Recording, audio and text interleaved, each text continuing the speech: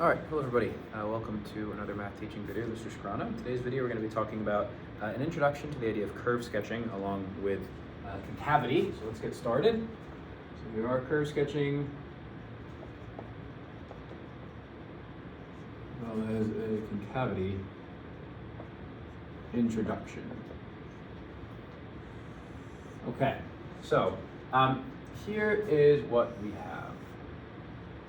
Let's start off with a graph. And they said that vaguely this graph looks like this. Okay. We'll put some marks out here. 0, 3, 5. I'll make it happen right here. 6. Actually, it should be an 8. So 8, 10 goes to there. Call this 13. Okay. So let's say that this function is a position and time function. Okay. Position versus time function. And we want to analyze this function in a few ways. So we're going to start off by looking at the regular position time information. So we'll just look at, so what we're going to do is you're going to divide your paper. So underneath you're going to divide your paper into thirds. So just divide the paper into thirds. And on this third, what you're going to write is your position function, p of t. Okay. Which we can consider f of x if we want to, but for right now we'll call it p of t. So here's my question: when is p of t greater than 0? Well, when is this function greater than 0? Well, it's greater than 0 from 0 to 8. That's easy. How about when is the position function less than 0? Well, that happens from 8 to 13. And then when is the position function equal to 0? Well, that happens at 0, at 8, and at 13. Okay, so far so good. Now I want to explain what's happening here. Let's say that I am this person kind of moving forward and backward, and let's say I get to 7 meters and I move backwards to -3 meters. Okay, so what's happening is I start at 0. Let's say 0 is here. Okay, let's say it's right here. And then what happens is I start moving very slowly. But then my speed picks up. I'm accelerating here. I have positive acceleration until I hit 3. And I'll explain what happens at 3 in a second.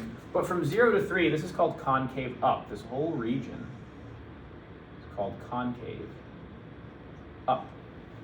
Okay? And then what we have is this idea of, once we get to 3, I would stop accelerating. So if I start here, I start moving forward very slowly, and then I'd speed up until I hit 3, then I slow down, and I stop at time t equals 5. I'd be 7 meters away from where I started. And then I start moving backwards, going faster till I hit 8 seconds, right? And I'm back at 0 position.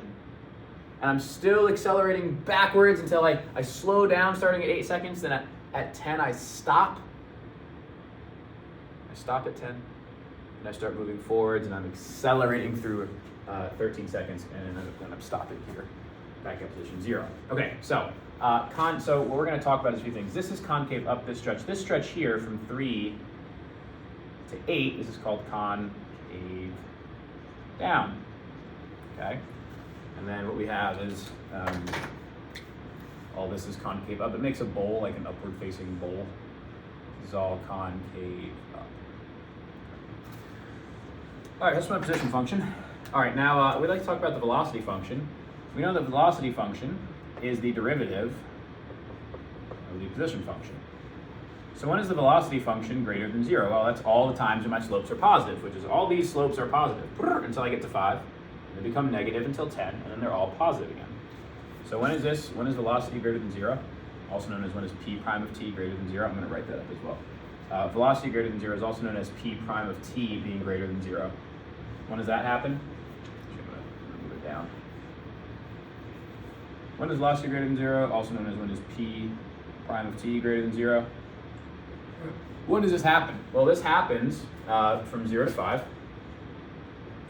and also from 8 to 13. That's wrong. 0 to 5 and also 10 to 13. From 0 to 5 and then also 10 to 13. Okay, when is velocity negative, also known as p prime of t being negative? what happens when the slopes are going, of this original position time, the slopes are down, which is from 5 to 10, all these slopes are down, so it happens from 5 to 10 seconds. Okay, now, when is velocity equal to 0, also known as v prime of t equal to 0? Well, that happens here at 0, here at 5, and here at 10. So at x, or I'll say t equals 0, 5, and 10. It's at those moments where I have 0 velocity. I started 0 velocity, but when I got to the end of it, I was accelerating and then decelerating, and then I stopped. That's when I have 0 velocity. I was moving backwards, accelerating, decelerating, and then stopping again at 13. All right, so that's velocity. Now the third one to talk about is acceleration. Acceleration is p double prime of t. But look at this the same way. When is the acceleration greater than 0? That's also like saying, when is p double prime of t greater than 0? Well, that's concave up. The same thing as saying concave up.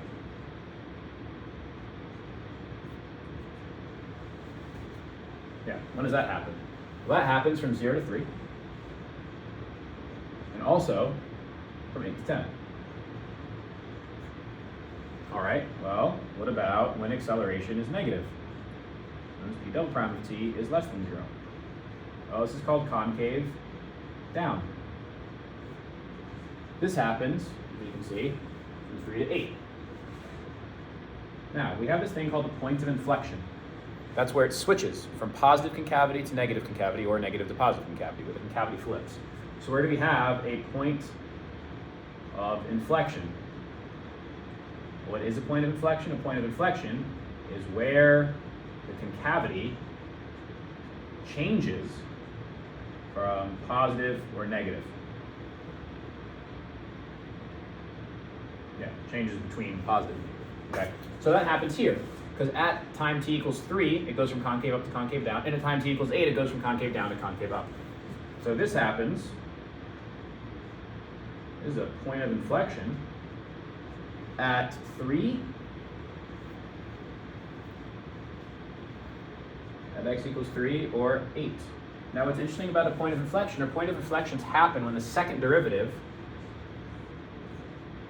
it can happen where either the acceleration, also known as second derivative, equals 0 or dne.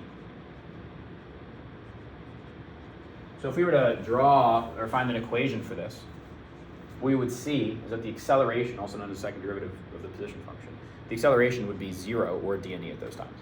Okay. All right, good. So this is an introduction to the idea of curve sketching. Hopefully some of this makes sense. We're going to talk more about this in the future. But this should put in one space some of our ideas down for position, velocity, acceleration, what concavity is, and what points of inflection are when the concavity switches, and kind of looking visually at when velocity is positive, when velocity is negative. All right, thank you very much. I'll see you in class.